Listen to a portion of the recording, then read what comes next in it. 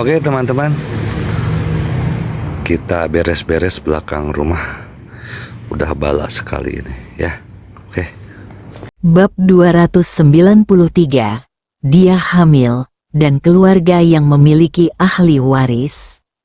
Seperti orang bodoh, ketika menteri kiri mendengar perkataan pemegang pedang, dia segera menggelengkan kepalanya dan tersenyum. Gadis yang memegang pedang masih sangat mudah tersinggung dan tidak memberikan muka kepada siapapun. Namun, apa yang dia katakan tidak salah. Bo Tiadao ini benar-benar terlihat bodoh. Bo Tiadao menatap pemegang pedang dengan mata dingin. Akan bermanfaat bagi kedua belah pihak jika kita bergabung. Pemegang pedang itu sangat meremehkan. Apakah kamu layak bergabung dengan kami, kamu bajingan? Setelah mendengar kata-kata pemegang pedang, mata Bo Tiadao langsung menjadi dingin, aura di sekitarnya melonjak, dan ruang serta waktu di sekitarnya bergetar. Mata pemegang pedang penuh dengan penghinaan. Saat itu, kakak perempuanku yang tertua tidak membunuhmu. Tetapi kamu bangga pada dirimu sendiri. Aku tidak tahu mengapa kamu begitu tidak tahu malu. Itu saja. Di kemudian hari, kamu melanjutkan untuk bereinkarnasi melalui gerbang reinkarnasi untuk meningkatkan kekuatanmu. Bahkan darah keturunanku sendiri, binatang sepertimu layak bekerja sama dengan alam semesta asliku. Lancang. Bo Tiadao tidak tahan lagi. Sambil mengaum, dia bergegas maju dan meninju pemegang pedang.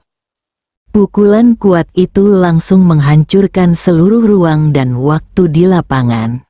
Pemegang pedang tidak memiliki ekspresi di wajahnya. Dia mengangkat tangannya dan menebas dengan pedangnya. Ledakan, pedang ini langsung merobek tinjunya menjadi beberapa bagian. Pada saat yang sama, energi pedang yang kuat mendorong Bo Tiadao mundur ribuan kaki jauhnya.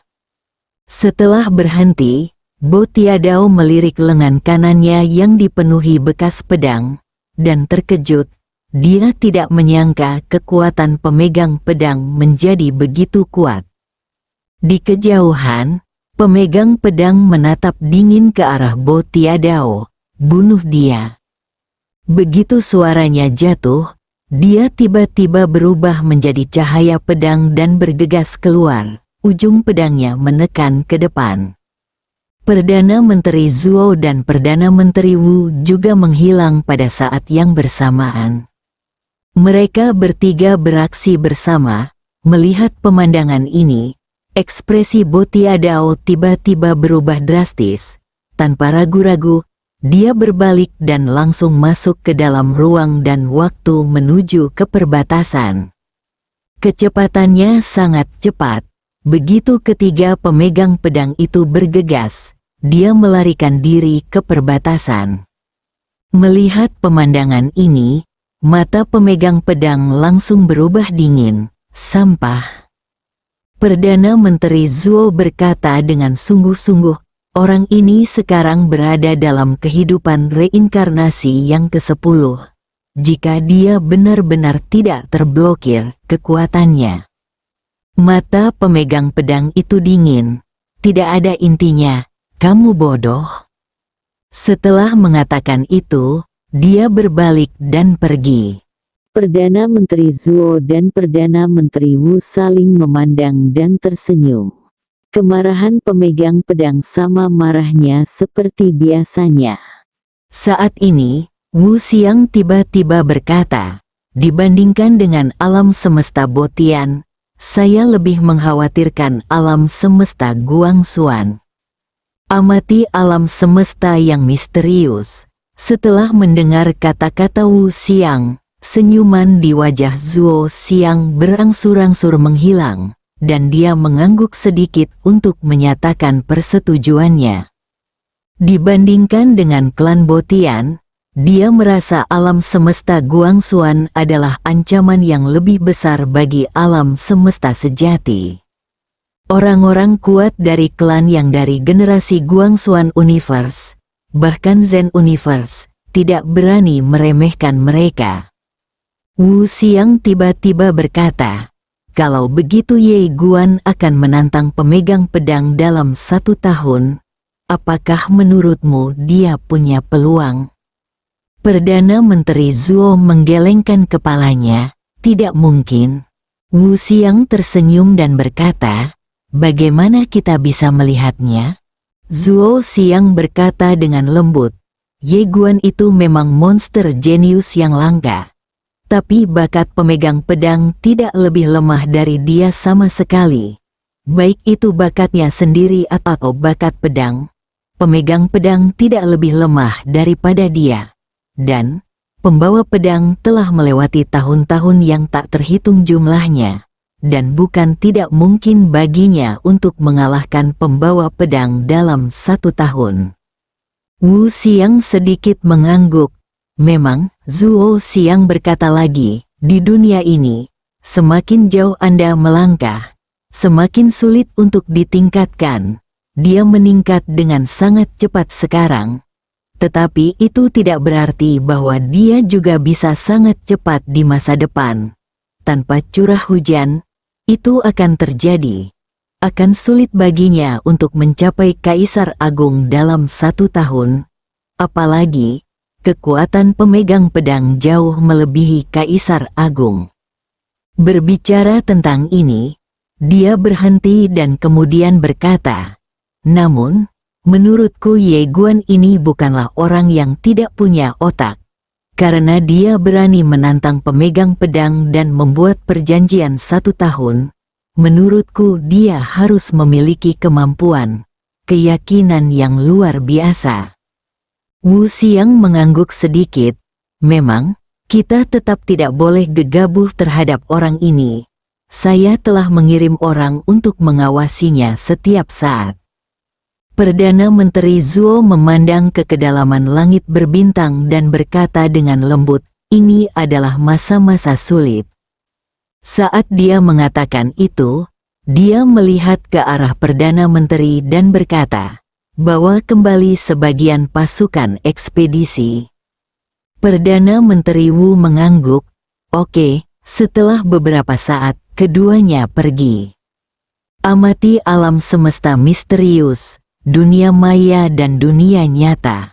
Setelah Ye Guan kembali ke Guangxuan Universe, dia segera memberikan Ao Qian-Qian kepada Eria dan Xiao Bai dapat dengan cepat membantu Ao Qian-Qian memulihkan tubuhnya. Sementara Eria dapat memperkuat tubuh Ao Qian-Qian kali ini.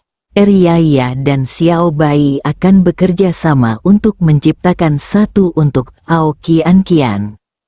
Setelah menyerahkan Qian-Qian kepada Eria dan Xiao Bai, Ye Guan langsung memasuki tempat pelatihan langit berbintang. Dia duduk bersila di langit berbintang. Ye Guan mengerutkan kening. Dia menemukan bahwa setelah garis keturunan gila melahap garis keturunan Botian, garis keturunan gila menjadi sedikit gelisah. Itu mulai bergerak. Wajah Ye Guan menjadi gelap, garis keturunan ini agak memberontak. Dia menemukan bahwa meskipun garis keturunan ini adalah miliknya, dia memiliki idenya sendiri, dan seringkali, dia tidak meremehkannya sama sekali. Sangat temperamental, saat ini, wanita misterius itu tiba-tiba berkata, jangan terlalu banyak berpikir, tenangkan garis keturunan gila ini dan biarkan tenang. Ye Guan mengangguk sedikit, menarik kembali pikirannya, dan kemudian mulai perlahan menekan garis keturunan gila ini. Namun dia tidak menyangka begitu dia mengambil inisiatif untuk menekannya, orang gila itu akan menjadi lebih energi dan mulai melawan. Ini langsung membuat Ye Guan marah. Ye Guan mengeluarkan pedang Xingdao dan berkata, Xiao Dao, perbaiki. Xiao Dao tidak menolak. dan langsung berubah menjadi cahaya pedang dan tenggelam ke dalam tubuh Ye Guan. Ledakan, dalam sekejap, darah gila di tubuh Ye Guan menjadi tenang. Ye Guan menggelengkan kepalanya dan tersenyum. Memang benar bahwa satu hal mengalahkan yang lain.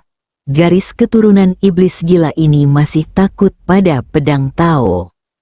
Karena berani banget main-main, meski garis keturunan gila itu berani main-main, ia tetap tidak berani membunuh tuannya.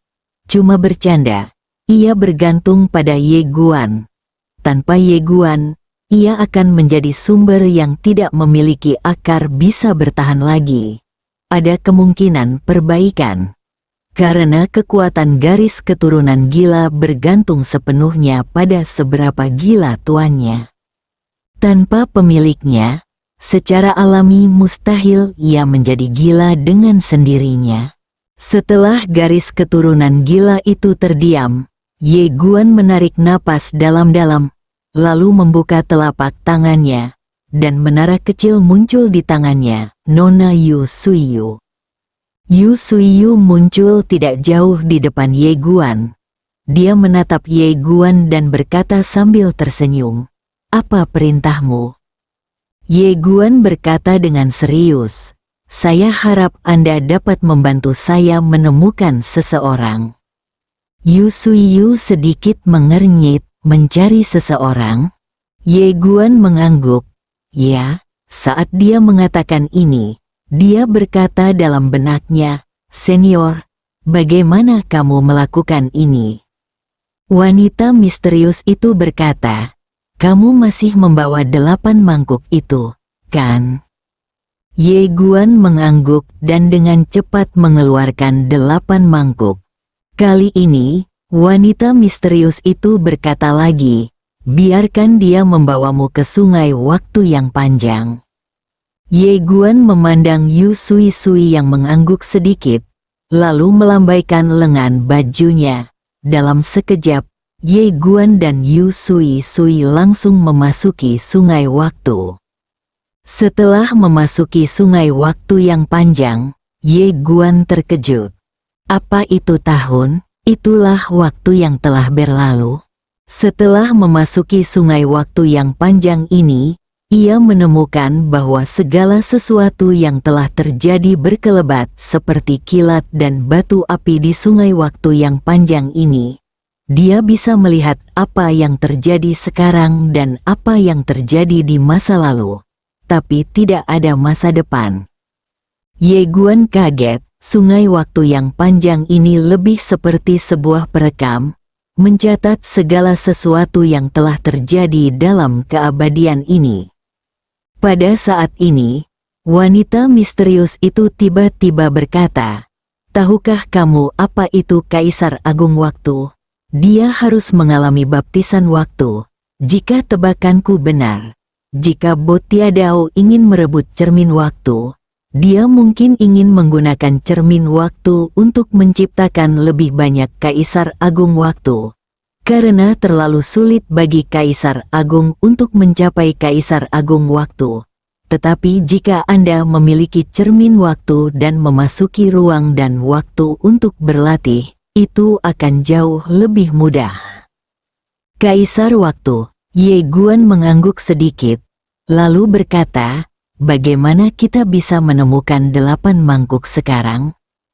Pada saat ini, seberkas cahaya tiba-tiba terbang dari pemandangan daun.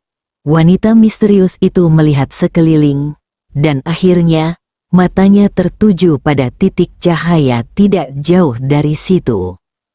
Ye Guan melihat ke titik cahaya, dan di dalam titik cahaya itu, dia melihat gambar terfragmentasi yang tak terhitung jumlahnya. Itulah momen Bawan bunuh diri hari itu. Melihat 8 mangkuk di titik terang, Ye Guan perlahan menggenggam tangannya erat-erat. Pada saat ini, wanita misterius itu tiba-tiba membuka telapak tangannya, dan kekuatan misterius tiba-tiba menyebar menuju titik cahaya tidak jauh dari sana. Segera, titik cahaya itu dibungkus oleh kekuatan misterius ini. Secara bertahap, titik cahaya itu muncul di sekitarnya cahaya. Ye Guan tiba-tiba menjadi sedikit gugup.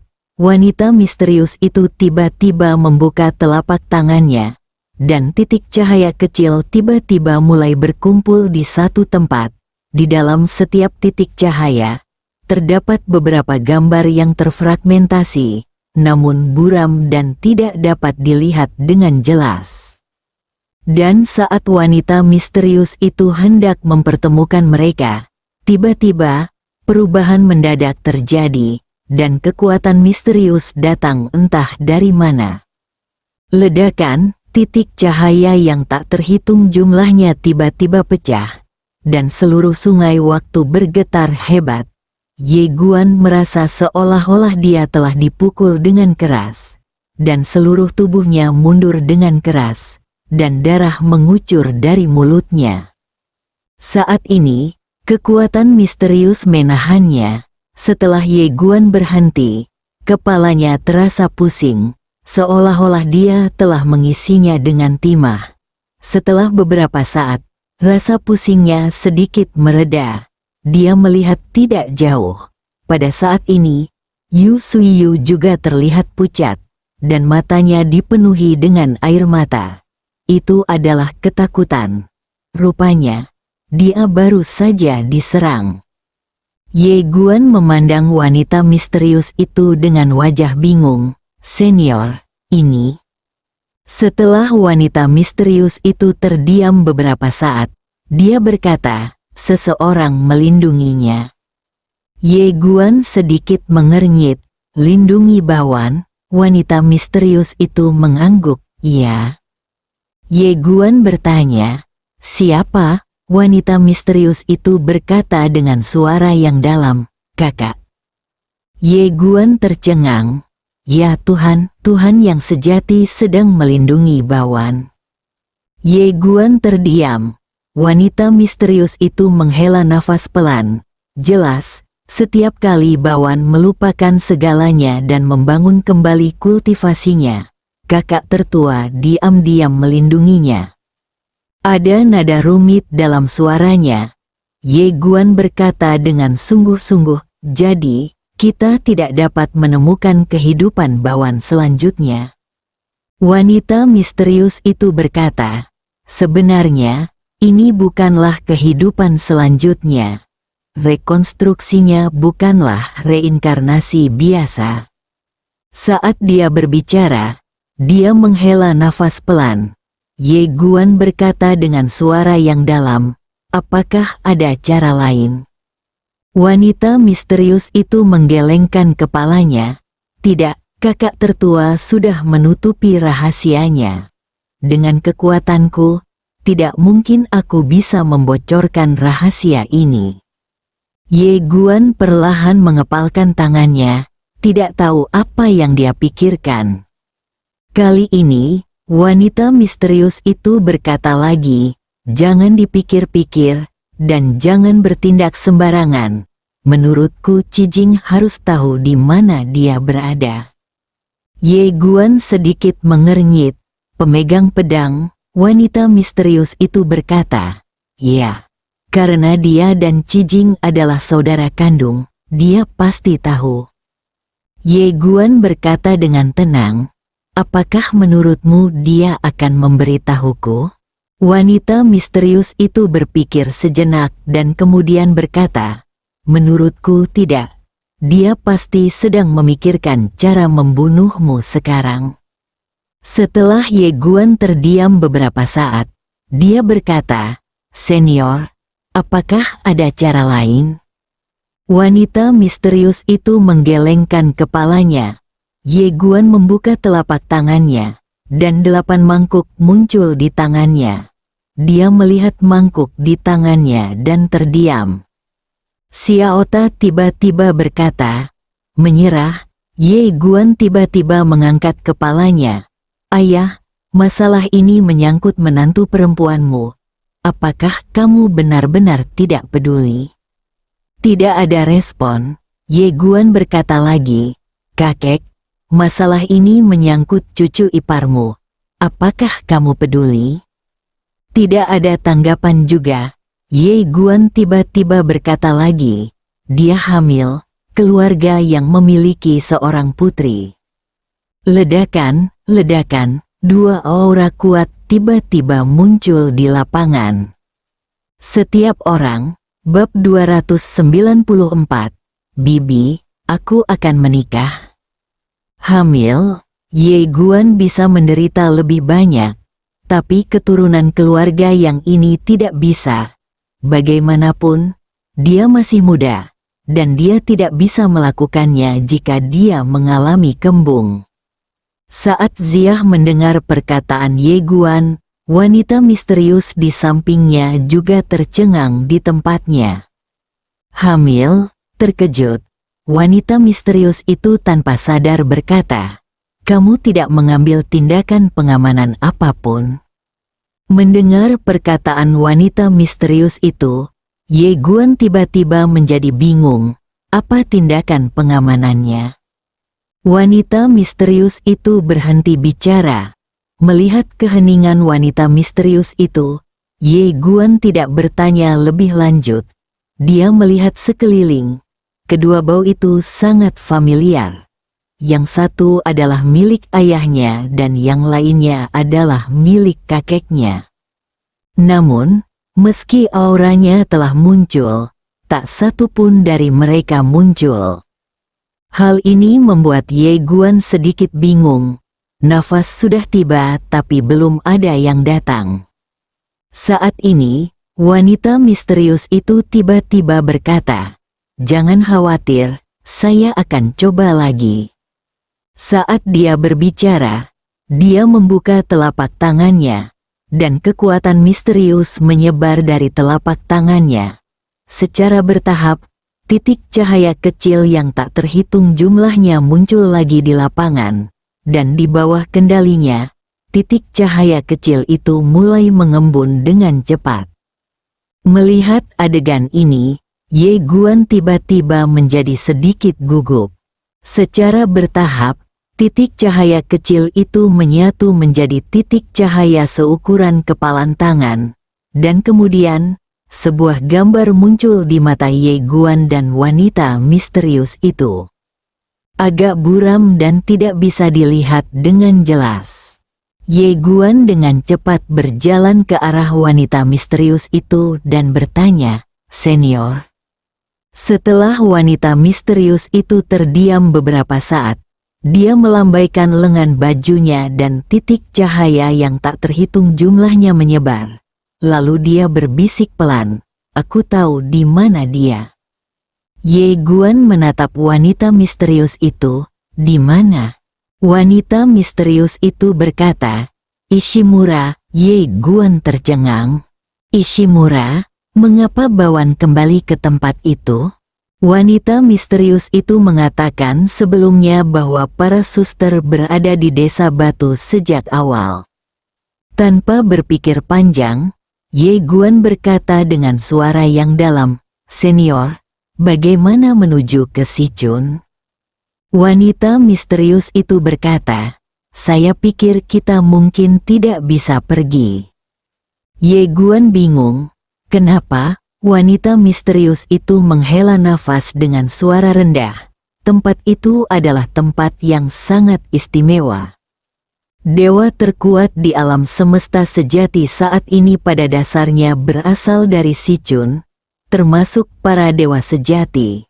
Dapat dikatakan bahwa itu adalah tanah leluhur semua orang. Dewa di alam semesta yang sebenarnya. Oleh karena itu, perlindungan tempat itu sangat baik. Jika itu orang lain, Anda mungkin bisa pergi. Tetapi jika tidak, status Anda terlalu istimewa. Mereka pasti akan mengira kamu akan melakukan sesuatu yang buruk. Itu pasti akan menyebabkan pertempuran berdarah. Ye Guandao, ayo pergi diam-diam. Wanita misterius itu berkata dengan tenang. Apakah kamu pikir kamu bisa pergi secara diam-diam? Alam semesta yang sebenarnya pasti sedang memperhatikanmu sekarang. Setelah Ye Guan terdiam beberapa saat, dia bertanya, "Senior, adakah yang bisa kamu lakukan?" Wanita misterius itu berkata, "Ya, tetapi Anda harus menunggu. Saya telah melakukan serangan berulang kali sebelumnya, dan luka lama telah kambuh lagi, jadi saya harus pulih untuk jangka waktu tertentu." Ye Guan dengan cepat berkata, "Senior, bisakah pohon suci alami membantumu?" Wanita misterius itu berkata, "Tentu saja. Tetapi efeknya tidak terlalu besar, karena luka saya terkait dengan kesengsaraan di alam semesta." Bencana kosmik. Ye Guan sedikit bingung. Senior juga berpartisipasi dalam menekan kesengsaraan kosmik saat itu. Wanita misterius itu berkata, "Ya." Setelah Ye Guan terdiam beberapa saat, dia berkata, "Senior akan menyembuhkan lukanya di menara kecil terlebih dahulu." Wanita misterius itu berkata, "Baiklah, setelah lukaku sembuh, aku akan membawamu ke Sichun. Sedangkan Bawan, jangan khawatir tentang keselamatannya. Sangat sedikit orang di dunia ini yang bisa menyakitinya." Ye Guan mengangguk sedikit.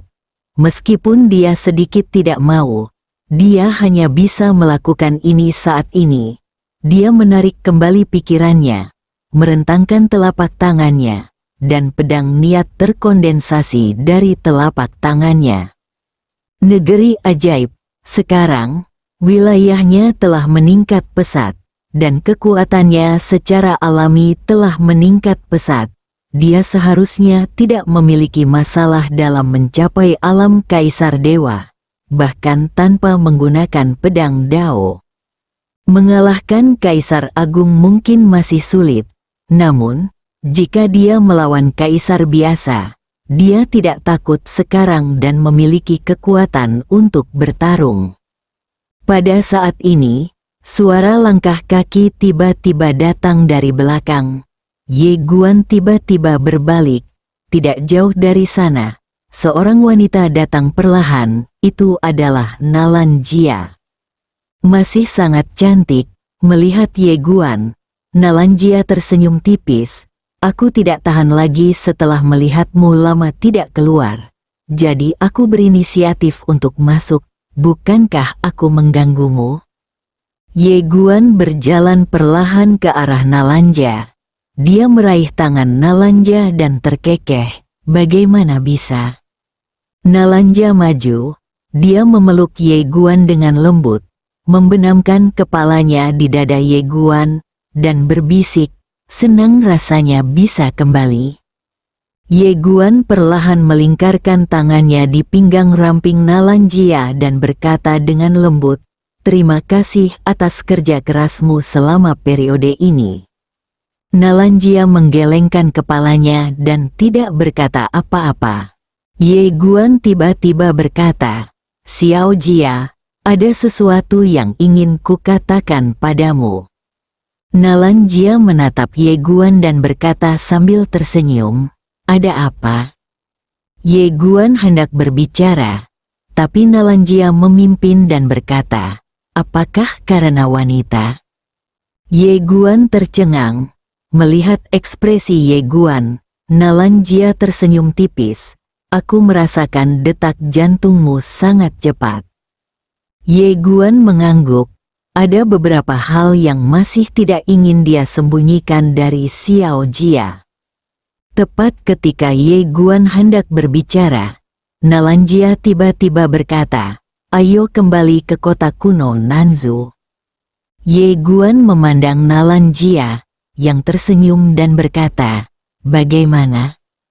Melihat Nalanjia yang begitu dekat, Ye Guan terdiam beberapa saat lalu berkata dengan lembut, "Oke." Mendengar kata-kata Ye Guan, senyuman menyentuh tiba-tiba muncul di wajah Nalanja.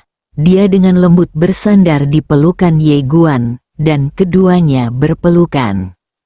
Di hari kedua, Ye Guan dan Nalanjia berangkat ke Nanzu. Suku Nalan dan suku Ye masih berada di Nanzhou. Meski kedua suku tersebut bisa menetap di alam semesta Guangxuan, mereka tidak memilih untuk melakukannya. Alasan utamanya adalah latar belakang kedua ras tersebut terlalu buruk. Ye Xiao dan Nalan Ming tahu betul bahwa klan Ye dan klan Nalan saat ini sangat-sangat lemah di seluruh alam semesta Guangxuan. Meskipun mereka didukung oleh Nalan Jia dan Ye Guan, mereka masih sangat lemah, dan Akademi Guangxuan bukanlah tempat yang sederhana. Meskipun kedua klan besar tidak akan berada dalam bahaya ketika mereka datang ke sini, orang-orang di klan mereka sendiri sangat mudah untuk dimanfaatkan. Karena identitas Nalan Jia dan Ye Guan telah ditentukan, orang-orang yang datang untuk melamar klan Nalan dan klan Ye hampir melanggar ambang batas kedua suku tersebut. Terlalu gila. Selain itu, generasi muda dari kedua klan juga mulai bertindak sedikit arogan, yang membuat Ye Xiao dan Nalan Ming merasakan krisis. Oleh karena itu, keduanya memutuskan untuk tinggal di Nanzhou dan berkembang secara perlahan. Jika Anda berjalan terlalu cepat, telur Anda bisa lepas. Apalagi sebagian anak muda dari kedua etnis tersebut tidak bisa melihat dirinya dengan jelas dan mudah dimanfaatkan oleh orang lain. Ye Guan dan Nalan Jia kembali ke Nanzhou tanpa keriuhan apapun, tetapi hanya membawa Zhong Lao dan yang lainnya bersama mereka. Ye Guan tidak memilih untuk kembali ke klan Ye terlebih dahulu, tetapi mengikuti Nalan Jia ke klan Nalan. Begitu mereka sampai di depan pintu, mereka melihat Nalan Ming dan semua anggota klan Nalan berdiri di depan pintu untuk menyambut mereka. Melihat pemandangan ini, Ye Guan tertegun dan menoleh ke arah Nalan Jia di sampingnya. Nalan Jia menggelengkan kepalanya dan tersenyum. Aku juga tidak tahu. Ye Guan tersenyum, lalu memimpin Nalan Jia berjalan di depan Nalan Ming dan yang lainnya. Pada saat ini, semua orang Nalan di belakang Nalan Ming langsung berlutut. Pemimpin Nalan Ming juga ingin memberi hormat, tetapi dihentikan oleh Ye Guan. Dia tersenyum pahit dan berkata, "Ayah mertua, tolong jangan lakukan ini, saya tidak tahan." Saat dia mengatakan itu, dia melihat ke arah orang-orang Nalan di lapangan dan berkata, "Mereka semua adalah anggota suku Nalan, jangan terlalu sopan, tolong cepat bangun." Setelah mendengar kata-kata Ye Guan, semua orang Nalan yang kuat di lapangan tersenyum dan berdiri satu demi satu. Nalan Ming memandang Ye Guan di depannya dan berkata sambil tersenyum, "Mari kita bicara di dalam klan." Ye Guan mengangguk.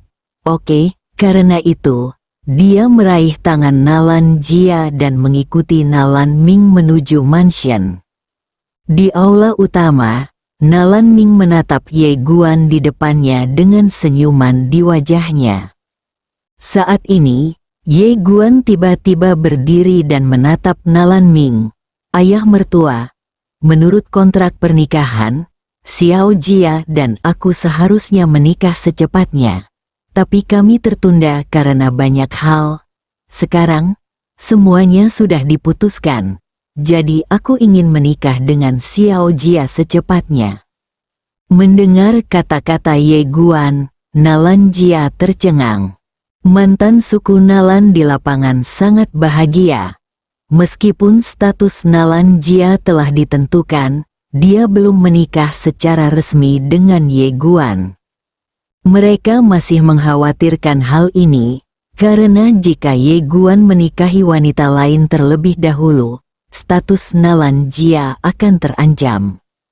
Oleh karena itu, suku Nalan selalu berharap agar Nalan Jia dan Ye Guan bisa segera menikah dan menyelesaikan prosesnya.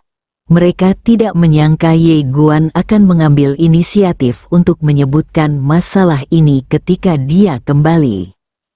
Ini sungguh luar biasa. Mendengar kata-kata Ye Guan, Nalan Ming juga memiliki senyuman di wajahnya.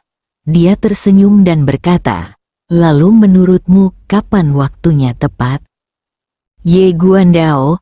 3 hari kemudian, Nalan Ming tertegun sejenak, lalu berkata, "Sangat mendesak." Ye Guan menoleh dan menatap Nalan Jia yang terdiam dan berkata sambil tersenyum, "Aku tidak ingin menunggu sebentar lagi." Haha, setelah mendengar kata-kata Ye Guan, Nalan Ming tertawa terbahak-bahak, dan anggota suku Nalan lainnya juga tertawa. Wajah Nalanja memerah. Dia menatap Ye Guan dengan senyuman di wajahnya dan sedikit rasa malu. Saat ini, Nalan Ming tiba-tiba bertanya, di mana pernikahannya akan diadakan? Ye Guan menoleh untuk melihat Nalan Jia. Dengarkan Xiao Jia. Semua orang Nalan yang kuat memandang Nalan Jia. Nalan Jia berdiri dan berjalan ke arah Ye Guan. Dia memandang Ye Guan dan berkata, "Itu di kota kuno, oke?" Ye Guan tersenyum dan berkata, "Itulah yang aku pikirkan. Kota kuno yang sepi, dia besar di sini dan masih memiliki rasa memiliki yang kuat di sini. Karena itu, dia juga ingin menikah di sini." Nalan Ming tiba-tiba berdiri dan tertawa, "Pengaturan." Karena itu, dia langsung berdiri dan pergi. Suku Nalan lainnya juga mundur satu demi satu, dan mereka akan menikah dalam 3 hari. Masalah ini sangat mendesak, dan suku Nalan tentu perlu bersiap secepatnya. Saat ini, Ye Guan tiba-tiba mengambil tas kain putih kecil di pinggang Nalan Jia. Dia melihat tas kain kecil di depannya dan berkata dengan lembut, "Ibu, saya akan menikah. Ibu yang akan menampungnya, oke?" Tas kain kecil itu sedikit bergetar. Ledakan. Tiba-tiba, ruang dan waktu tiba-tiba terbelah di kota kuno. Saat berikutnya, seorang wanita perlahan keluar. Dalam sekejap mata, wanita itu muncul di depan Ye Guan dan Nalan Jia. Orang yang datang tidak lain adalah Qin Guan. Qin memperhatikan Ye Guan di depannya, dan Ye Guan menyeringai, "Bu." Mendengar perkataan Ye Guan, mata Qin Guan tiba-tiba dipenuhi kabut. "Aku akan mengaturnya, aku akan mengaturnya." Ye Guan bertanya, "Ayah, apakah dia akan datang?" Qin Guan berkata sambil tersenyum, "Dia tidak berani datang." Ye Guan tertawa. Qin Guan pergi setelah beberapa saat. 3 hari tentu saja sangat singkat, jadi dia harus membuat pengaturan sekarang. "Anakku akan menikah. Tentu saja, pernikahan ini harus megah. Apalagi ini bukan kemegahan biasa." Di aula, Ye Guan tiba-tiba membuka telapak tangannya, melihat pedang berjalan di tangannya, dan berkata dengan lembut, "Kakek pasti akan datang. Tapi Bibi, Tuan Ta, menurut Anda apakah Bibi akan datang?" Setelah Xiao Ta terdiam beberapa saat, dia berkata, "Kamu bisa mengundangnya." Ye Guan ragu-ragu sejenak, lalu melihat pedang Xingdao di tangannya. "Bibi, aku akan menikah. Bisakah kamu datang sebentar?" Tidak ada respon. Ye Guan sedikit kecewa. Saat ini, pedang Xingdao sedikit bergetar. Melihat ini, senyuman tiba-tiba muncul di wajah Ye Guan. Dia menantikan adegan di mana bibi, kakek, dan ayahnya semuanya hadir. Kabar pernikahan Ye Guan 3 hari kemudian langsung menyebar ke seluruh alam, surga, dan seluruh alam semesta. Sekarang Ye Guan masih lebih terkenal dari ayahnya. Bagaimanapun, dia sekarang adalah Raja Alam Semesta Guangxuan, dan dia juga bertarung sengit dengan alam semesta Zen belum lama ini. Masuki alam semesta sejati dan keluarlah dengan utuh. Saya hanya bisa bilang galak, apalagi dia baru-baru ini bertengkar dengan klan Botian, dan yang terpenting dia menang. Sangat ganas, lawan dunia. Ketika orang-orang kuat dari alam semesta Guangxuan dan alam semesta Zen mundur, orang-orang kuat dari alam Botian keluar dari perbatasan lagi. Pada saat ini, alam Botian berada dalam kekacauan setelah dibantai oleh Guangxuan Universe. Semua orang kuat dari klan Botian terlihat sangat jelek.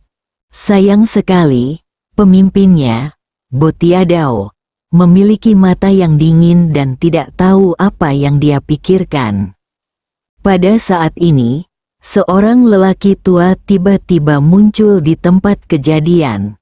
Pria tua itu membungkuk dalam-dalam kepada Botiadao, dan kemudian berkata, "Pemimpin klan, saya baru saja mendapat kabar bahwa Ye Guan akan menikah dalam 3 hari. Botiadao sedikit mengernyit, sedikit terkejut. Menikah? Orang tua itu mengangguk. Ya, Botiadao bertanya, di mana? Orang tua itu berkata, di Nanzu. Botiadao mengerutkan kening. Bukankah itu di medan perang Suzhen? Orang tua itu menggelengkan kepalanya. Tidak. Mata Botiadao menyipit, dan setelah beberapa saat, senyuman muncul di wajahnya. Tuhan benar-benar membantuku. Sekelompok orang kuat memandang Botiadao dengan bingung. Botiadao tersenyum dan berkata, pada hari itu, orang-orang kuat dari Guangxuan Universe pasti akan menjaga medan perang virtual dan nyata untuk menjaga dari alam semesta nyata. Dengan kata lain, pasti akan ada sangat sedikit orang kuat di Nanzu, jika kita membuat serangan mendadak. Saat dia berbicara, seringai tiba-tiba muncul di wajahnya. Pada saat ini, orang kuat dari klan Botian tiba-tiba berkata, "Ketua klan, alam semesta Guangxuan ini agak rumit. Haruskah kita lebih berhati-hati?" Botiadao berkata dengan tenang, "Apakah kamu takut?" Ekspresi orang kuat dari klan Botian berubah drastis, dan dia dengan cepat berkata, "Tidak, tidak." Botiadao menatap orang kuat itu dengan dingin, lalu berkata, "Balas dendam klan harus dibalas, dan darah iblis gila dari klan yang saya juga menginginkan klan Botian." Orang kuat dari klan Botian tidak berani menolak dan mengangguk cepat, "Ya." Botiadao tiba-tiba berkata, "Kemarilah, bangunkan 10 kaisar agung waktu, dan kali ini, ambil langsung alam semesta Guangxuan dalam satu pot dan hancurkan semuanya." Saat dia mengatakan itu, dia menoleh untuk melihat ke arah alam semesta Guangxuan dengan tatapan dingin. "Kali ini, saya akan memberinya kejutan besar di alam semesta Guangxuan dan mengubah pesta pernikahannya menjadi pesta pemakaman." Bersambung.